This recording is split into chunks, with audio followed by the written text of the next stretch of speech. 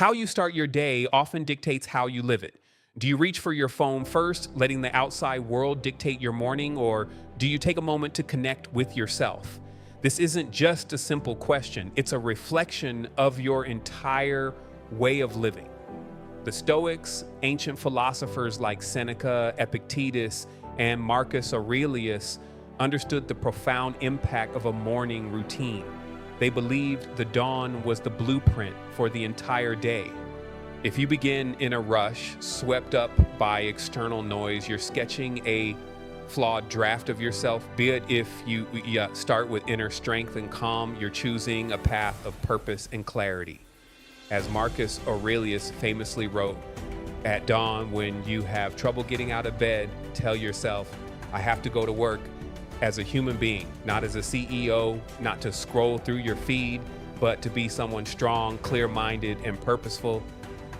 This philosophy offers a powerful alternative to the modern morning rush. By incorporating 10 core Stoic principles into your routine, you can transform your mornings and, by extension, your entire life. These aren't abstract theories, but practical, actionable steps designed to cultivate inner calm and resilience. 10 Stoic principles for a powerful morning. 1. Wake up with the call of courage. The moment your eyes open, before the light spills through the window or the alarm fully fades, you stand at a crossroads. Do you instinctively reach for your phone, sliding into a day of notifications and distractions? Or do you pause, take a deep breath, and ask yourself, what's the first good thing I'll do today? This isn't about grand gestures. It's about summoning the courage of the mind, the strength to steer yourself instead of being swept away by inertia. The first 5 minutes set the tone for your day. Choose to act intentionally, and you build a series of purposeful steps. Remember, you're not waking up to scroll, to hide, or to escape. You're waking up to be human, to do what is noble, right, and meaningful. 2. 3 minutes of premeditatio malorum. Before your feet even touch the floor, close your eyes, not to fall back asleep, but to imagine the challenges the day might bring. A traffic jam, a difficult email, an irritable colleague. Instead of dreading them, welcome them with preparation. This is premeditatio malorum, the premeditation of evils. It's a mental shield, a vaccine against inevitable bumps. As Epictetus said, it's not what happens to you, but how you react to it that matters. By mentally rehearsing calm responses to potential difficulties, you build psychological strength. This isn't pessimism, it's proactive resilience. 3 minutes of visualization can save you hours of stress. 3rd, moment of silence. 10 cycles of breathing. Amidst the chaos of his empire and personal battles, Marcus Aurelius found solace in his breath. Upon waking, before the world floods in, sit upright and focus on your breathing. Inhale for 4 seconds, hold for 2, and exhale slowly for 6. Repeat this 10 times. This simple practice activates your parasympathetic nervous system, shifting your body from a state of tension to one of relaxation. It's not about feeling better. It's about training presence and reminding yourself, I can choose my response. I am not a prisoner of emotion. 4. Filter through the 2 controls.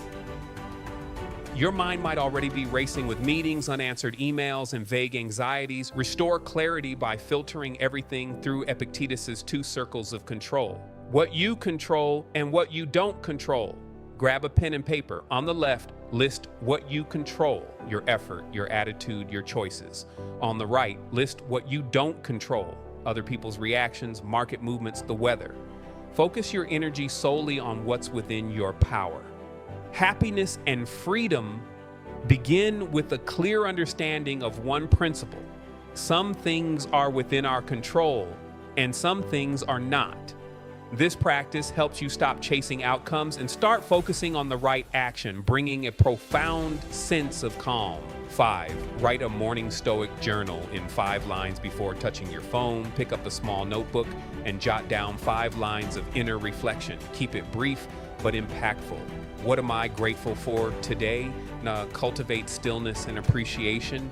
If a challenge arises, how will I respond? Prepares you for adversity. What small act of kindness will I do? Cultivates inner strength and connection. What core virtue will I practice today? Focuses on character over achievement, like Marcus Aurelius's to-be list. A powerful quote to cheer you on. A passcode to reawaken clarity throughout the day. This simple journaling practice helps you check in with yourself before the world pulls you into its current, fostering a strong and still start. 6, set a goal of virtue instead of results. What's your goal for today? A specific outcome or something deeper that no one can take away?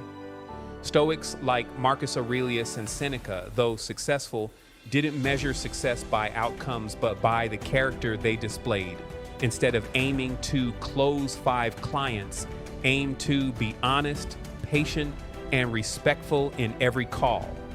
One goal depends on countless external variables, the other is entirely in your control.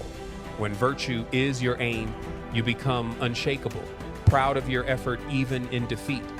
This shifts your focus from external validation to internal integrity. 7, train the body to train the mind.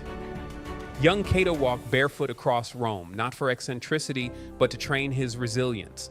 You don't need to go to such extremes, but consistent, deliberate movement is crucial.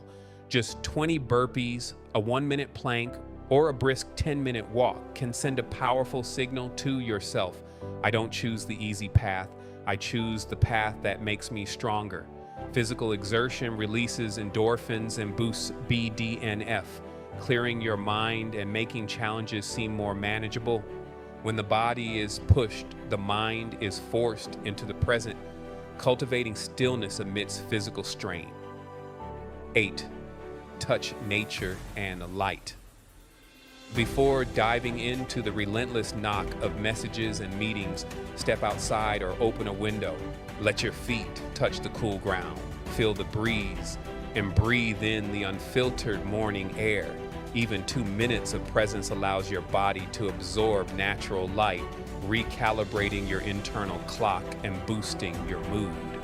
Marcus Aurelius often wrote his meditations at dawn, finding clarity in nature's quiet simplicity. Connecting with nature reminds you that you're part of something larger, allowing you to align with the universe's rhythm and find peace in relinquishing control. 9, a small almsgiving at the beginning of the day. It is not the man who has too little, but the man who craves more that is poor, wrote Seneca. This applies not just to material wealth, but to the spirit. Begin your day with a small act of kindness, even if no one notices. A kind word, holding a door open, checking in on a loved one.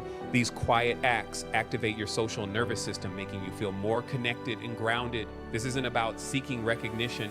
It's about cultivating a soft strength that allows you to face the day's adversities with a clear mind and calm heart.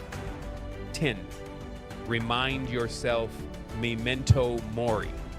The Stoics held a profound truth close. Memento mori. Remember that you will die. This isn't a curse. It's the clearest reminder for the living. It cuts through illusion, and in accepting this limit, you truly begin to live. Every morning, as light fills your room, remind yourself of this finite time. This perspective makes trivial arguments fall away, prioritizes what truly matters, and pushes you to live righteously. Would you scroll your phone in the first 30 minutes if you knew it could be your last day? Memento mori is an alarm clock for living, a powerful reminder to choose how you will live every precious moment.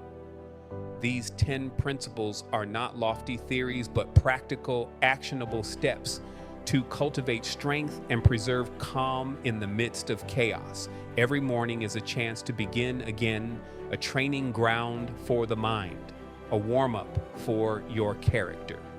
Before the world pulls you in, you have the power to check in with yourself first. As Marcus Aurelius said, the soul becomes dyed with the color of its thoughts. Which of these Stoic principles will you try incorporating into your morning routine tomorrow?